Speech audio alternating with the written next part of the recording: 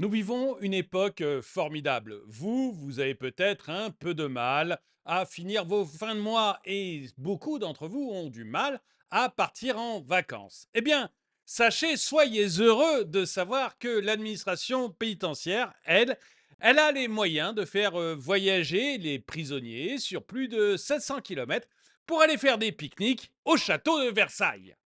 Bonjour et bienvenue dans cette nouvelle vidéo de DME en direct. Comme toujours, si vous n'êtes pas abonné, eh bien, je vous suggère de le faire et de cliquer sur la cloche pour être prévenu lorsque je sors une nouvelle vidéo. Cette idée de pique-nique au château de Versailles, pour moi, c'est tout un symbole merveilleux. Je le dis avec le sourire et je remercie Eki de m'avoir envoyé l'article qui me permet d'en vous en parler aujourd'hui. Pour moi, c'est tout un symbole parce qu'on vient juste de déclarer nos impôts. Vous savez maintenant combien l'État va vous piquer, enfin, uniquement pour l'impôt sur le revenu, parce que il vous en pique un peu tous les jours avec la TVA et tous les mois sur votre bulletin de salaire. Je vous en prie, regardez, quoi qu'il arrive. C'est pour moi un symbole, parce qu'on a un État qui nous pique de l'argent, qui a du mal à nous protéger. On a encore eu une agression à Lyon au couteau ce week-end, et par un OQTF. Et je rappelle ça parce que théoriquement, cette personne elle devrait retourner dans son pays, puisque la justice dit qu'elle n'a rien à faire en France.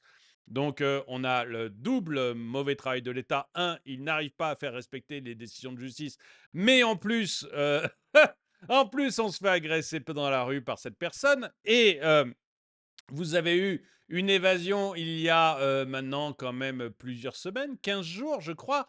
Une évasion hyper violente d'un grand criminel. Bref, on se fait piquer de l'argent par l'État tout le temps. On a un État qui n'arrive pas à faire son travail de base, nous protéger dans, dans la rue et faire en sorte que ceux qu'il a réussi à mettre en prison ne s'en échappent pas. Mais, on a une administration pénitentiaire qui arrive sans problème avec des idées comme tiens, si on faisait faire 700 kilomètres à des prisonniers pour des longues peines, donc plutôt des prisonniers dangereux, pour qu'ils puissent aller faire un pique-nique au château de Versailles, le tout encadré par un ou deux fonctionnaires seulement. Bref, on fait tout pour nous rendre la vie un peu plus énervante et pour faire en sorte que moi, sous mon chapeau, j'explose complètement. Allons voir ça ensemble. Le projet de pique-nique pour les prisonniers de Toul au château de Versailles a été annulé. Donc oui, pardon, je reviens à l'article. Donc c'est un projet qui avait eu lieu, il a été annulé il y a très très peu de temps. Pourquoi il a été annulé? Parce que c'est passé dans la presse, parce que les gens ont commencé à se dire mais on nous prend vraiment pour des débiles, et parce que vous avez eu des hommes politiques, enfin en l'occurrence Marion Maréchal Le Pen, qui s'est saisi de l'affaire pour interroger le ministre. Et comme on est juste à la veille d'élection, on a dit non mais là, c'est quand même difficile à défendre. Mais si c'était pas passé dans la presse, il y a de fortes chances à parier que les gars, ils seraient en train de pique-niquer. Enfin, non, ils ne seraient pas en train de pique-niquer, ils seraient en train de s'enfuir. Allons voir ça. Donc, le projet de pique-nique a été annulé. Vous allez voir, c'est merveilleux, rien que l'idée. Enfin bon. L'administration pénitentiaire a pris cette décision à la suite de nombreuses critiques. Donc, c'est vraiment parce que c'est passé dans la presse, vous voyez, que les gens ont commencé à s'énerver et que vous avez eu des personnalités politiques qui en ont parlé. Notamment, donc, suite à de nombreuses critiques, notamment concernant la sécurité et le coût de l'opération. Oui, parce qu'il y a assez d'argent pour aller les faire pique-niquer, eux. Hein, vous galérez tous les jours dans votre vie, et il n'y a pas assez d'argent pour nos agriculteurs, et il n'y a pas assez d'argent pour faire des places de prison, par exemple. Il n'y a pas assez d'argent pour la justice, dit sans arrêt qu'elle n'a pas assez d'argent, elle a raison. Mais la pénitentiaire, ça dépend de la justice, mais là, ils ont assez d'argent pour aller faire des pique-niques. Un débat important sur la gestion des activités de réinsertion des détenus s'est alors ouvert.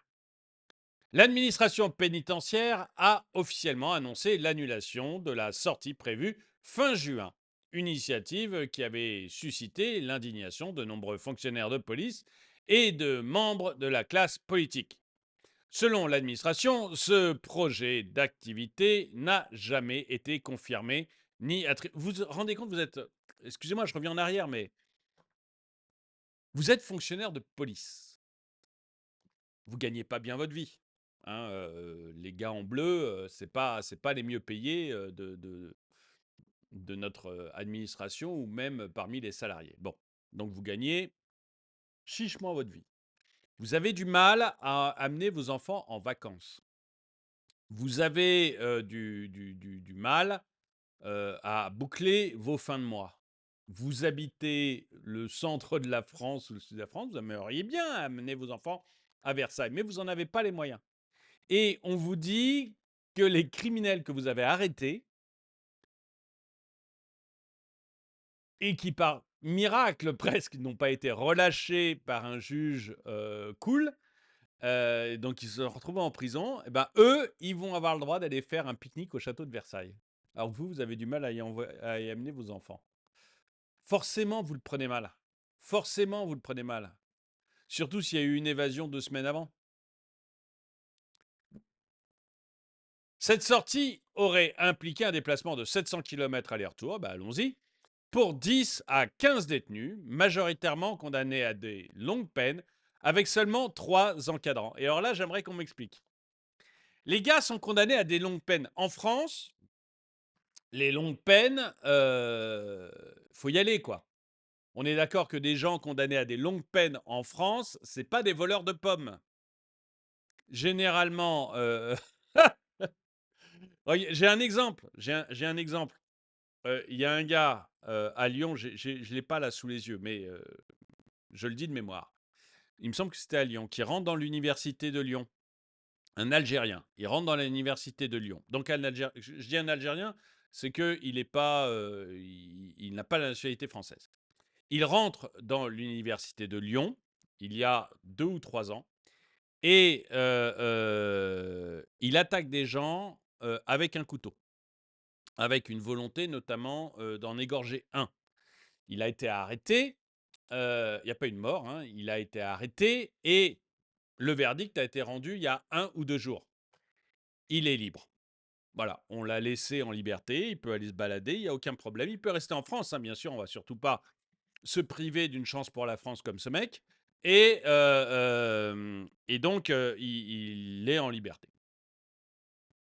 Donc, vous voyez que pour être prisonnier à une longue peine, il faut en avoir fait beaucoup quand même. Il faut vraiment en avoir fait beaucoup. Là, vous avez 10 à 15 personnes qui sont condamnées à des longues peines, à qui on va faire 700 km en bus. Il y a 3 accompagnants, 3 encadrants. Les gars, ils sont 1 contre 3 s'ils n'ont même pas de renfort de leurs copains pour les aider à s'évader. Ils sont 1 contre 3. Comment vous voulez que ça se passe bien? Et encore une fois, c'est des longues peines, quoi. C'est des gens dangereux. Comment, dans quel monde, on imagine que ça va bien se passer cette histoire?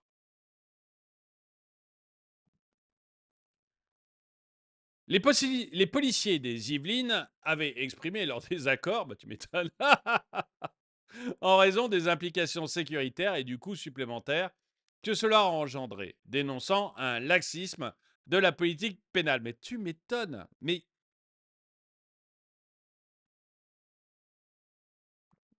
on en découvre tous les jours en ce moment avec la politique pénale. Hein. On découvre, mais alors c'est merveilleux. Hein.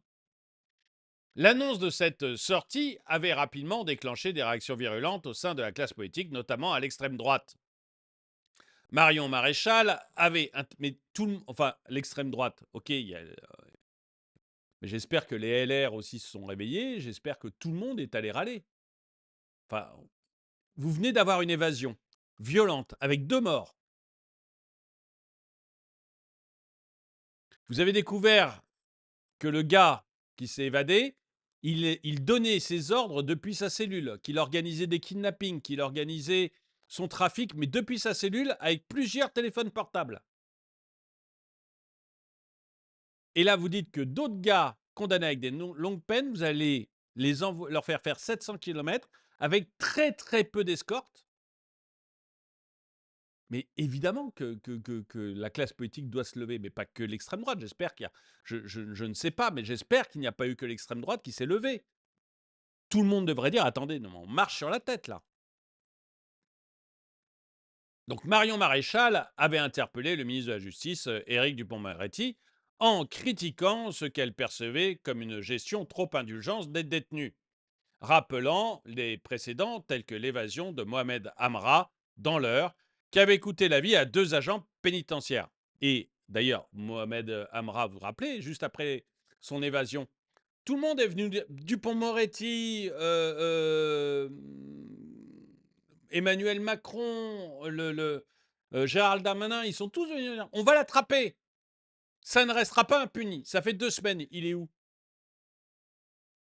Il est où? Il est toujours dehors.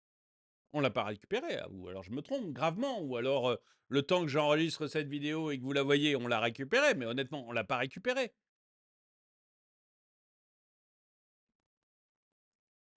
Donc, est-ce qu'on est vraiment obligé de prendre des risques?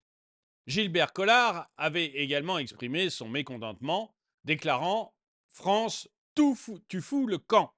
France, tu ne tiens plus debout. L'autorité est nulle, on provoque des balades au château de Versailles pour les prisonniers. De qui se moque-t-on? Les policiers, en particulier ceux représentant les syndicats Alliance Police Nationale 78, ont salué l'annulation de la sortie. L'annulation, parce qu'il y a eu une telle pression, enfin, je veux dire, les gens n'acceptent plus ça. Enfin, je ne comprends même pas comment ça pourrait venir à l'idée de quelqu'un, en fait. Donc, c'est pas acceptable. C'est pas acceptable. Leur principale critique ne concernait pas le projet de réinsertion en eux-mêmes, mais plutôt la démesure et l'inopportunité de ce projet spécifique. Pour les détenus de Toul, il y a probablement des sorties à faire dans leur secteur, soulignait une source policière. Je ne sais pas s'il faut faire des sorties en fait. On va parler de la réinsertion, de la réinsertion, mais moi c'est une vraie question, d'ailleurs je vous la pose. Mais je suis même pas sûr qu'il fasse organiser des sorties. Je pense que la prison, ça doit être hautement dissuasif. Mais hautement. C'est-à-dire vraiment très très dur. Vraiment très très dur. Pour que vous n'ayez qu'une seule trouille, c'est de vous retrouver en prison. Et pour ça, je suis pas sûr que les sorties, ce soit une bonne chose. Le défi de la réinsertion. La réinsertion des détenus est un sujet complexe qui doit être abordé avec pragmatisme. Les initiatives telles que des sorties éducatives peuvent avoir un effet positif sur les détenus, mais elles doivent être proportionnées et tenir compte des impératifs de sécurité et de coût. En 2023, le coût moyen annuel de détention par détenu en France était de 36 000 euros. On est compte, ça coûte super cher quand même. Un montant qui incite à une gestion rigoureuse des budgets alloués à la réinsertion. Donc un prévenu, il coûte en moyenne 36 000 euros par mois. Donc c'est quand même important. Et je sais qu'il y a toute une réflexion qui est autour de la réinsertion. Il faut bien réinsérer ces gens, etc. Pourquoi pas? Mais je trouve qu'on en oublie complètement, la sécurité des personnes, enfin du public, et deux, la prison, et deux, le côté dissuasif de la prison. C'est-à-dire que, vraiment, hein, mais vous pouvez ne pas être d'accord avec moi. C'est-à-dire que je ne prétends pas avoir une parole d'évangile là-dessus. Mais je me dis qu'une prison dure, mais vraiment dure, c'est-à-dire que c'est fini la rigolade, c'est fini les téléphones portables qui circulent, c'est fini la fête, c'est fini les cellules aménagées comme on le veut, comme on peut le voir souvent, vous savez, chacun aménage sa petite cellule, etc. Ça, c'est terminé. C'est hyper dur, hyper dur. Et c'est pas pour embêter le prisonnier que je fais que je serais pour des prisons hyper dures. C'est juste pour que le jeune se dise j'ai pas envie d'aller en prison parce que c'est hard, c'est vraiment hard la prison, par rapport à ce que je vis tous les jours, mais c'est super hard. Donc j'ai aucune envie d'aller en prison. Donc on crée comme ça une vraie peur de la prison. Et d'autre part, celui qui a testé, qui a goûté à la prison, et c'est pour ça aussi que je veux qu'il y ait des courtes peines. Vous savez, vous faites une connerie, première connerie, ça arrive à tout le monde. Vous pouvez avoir fait une première connerie parce que vous ne saviez pas. Vous pouvez faire une première connerie parce que vous étiez tenté. Peu importe. Je parle de conneries, je ne parle pas d'assassiner une personne, hein, évidemment. Mais première connerie, petite peine de prison. Mais pour vous faire goûter, vous voyez, pour vous faire goûter. Et qu'en fait, en ayant goûté, vous apercevez que c'est tellement dur, que c'est tellement hard la prison, que vous voulez, mais plus jamais avoir affaire à ça. Et c'est pour ça que je pense des toutes petites peines au début, aux premières conneries, c'est une bonne chose. Et deuxièmement, une prison tellement dure que les gens n'ont aucune envie d'y aller. Et la réinsertion, parce qu'un jour ou l'autre, ils finissent par sortir malgré tout, et c'est quand même une bonne chose parce que vous ne pouvez pas garder quelqu'un en prison éternellement parce qu'il a volé une pomme. Mais je serais beaucoup plus sévère avec le terrorisme ou le trafic de drogue, hein. Mais tout le monde ne fait pas du terrorisme ou du trafic de drogue, donc voilà. Mais en fait, la réinsertion, le faire par le travail, c'est-à-dire trouver du travail aux prisonniers, alors dans des lingeries, dans je ne sais quoi, pour ou de la cuisine, ou enfin peu importe. Mais vous voyez, euh, je serais assez ouvert pour qu'il y ait des entreprises qui fonctionnent à l'intérieur des prisons, avec évidemment à ce moment-là des incitations pour que les entreprises le fassent. Mais par le travail, en fait, le prisonnier apprend un métier, il apprend un travail, et comme ça, quand il ressort, vous avez un gars qui ressort avec une formation, qui sait réparer une bagnole, qui sait faire un poulet basquez, ou qui sait nettoyer des chemises et repasser des chemises. Vous voyez, peu importe. Mais vous voyez, une réinsertion par le travail, ça j'y crois, mais ça se fait dans les locaux de la prison. Et le mec en prison, je dirais limite le moment où il va travailler, pour lui, c'est presque une libération parce que, sinon il est dans sa cellule et c'est pas gai, quoi.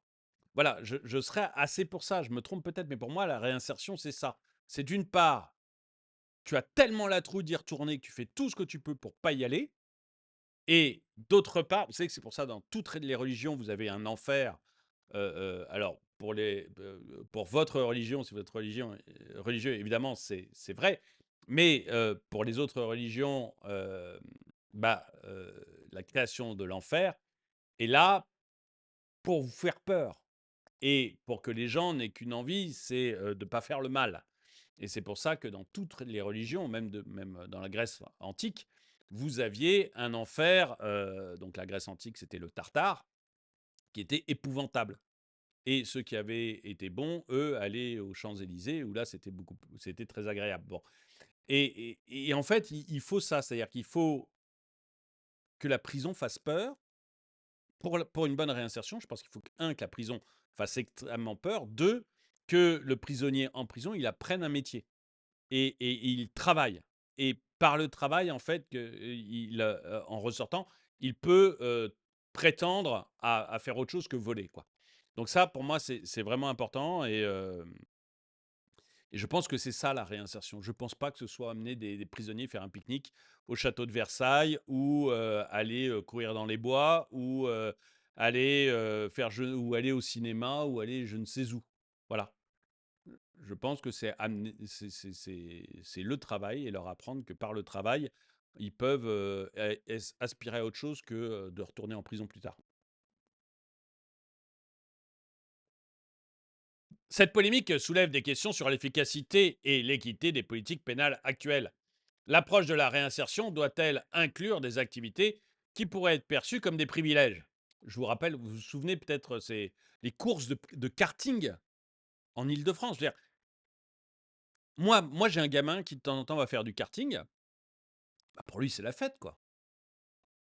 Et de temps en temps, il fait ça avec son école. Pour lui, c'est la fête. Il y en a d'autres, enfin, il y en a beaucoup d'entre vous qui aimeraient peut-être faire du karting avec leurs gosses. Et là, on organise ça dans une prison. Enfin, vous voyez, on est à côté de la plaque, quoi. Si la prison, ça devient la fête, on est à côté de la plaque. Ou doit-elle se concentrer sur des projets plus modestes et localisés? Mais elle doit surtout se concentrer sur le fait d'apprendre aux gens un métier. La sécurité et le bien-être des forces de l'ordre, tout comme ceux des détenus, doivent être des priorités dans ce débat. Le bien-être des détenus, je ne suis pas certain, mais bon. L'administration pénitentiaire et le ministère de la Justice sont désormais confrontés à la nécessité de réexaminer leur stratégie de réinsertion pour qu'elle soit perçue comme juste et équilibrée par l'ensemble de la société.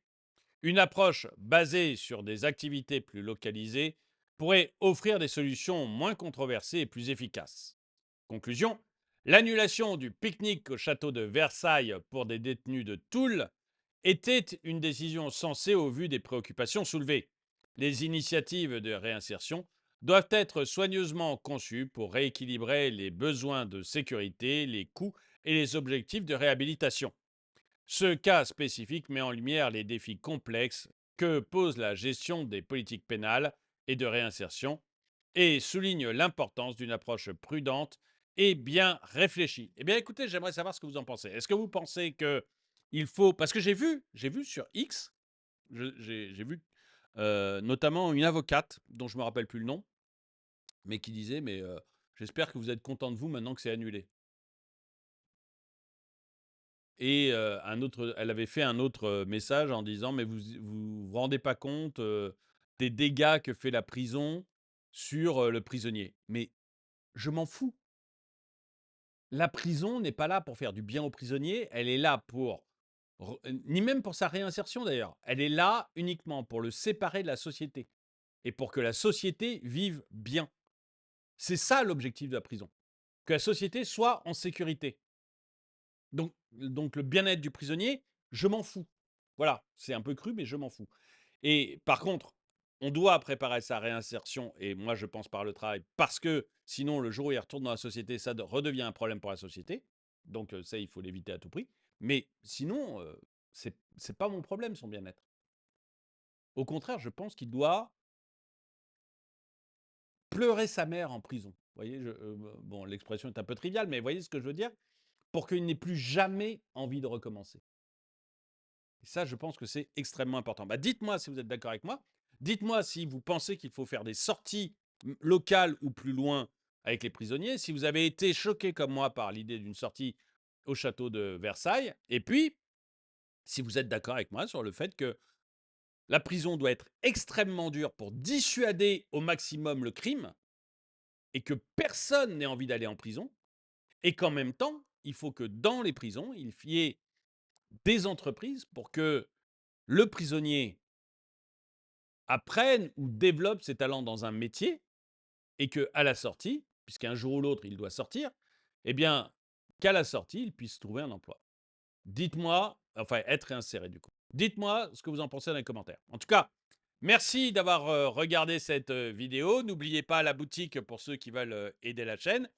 Et moi, mettez-lui un pouce vers le haut, commentez, partagez. Et moi, je vous dis à très bientôt.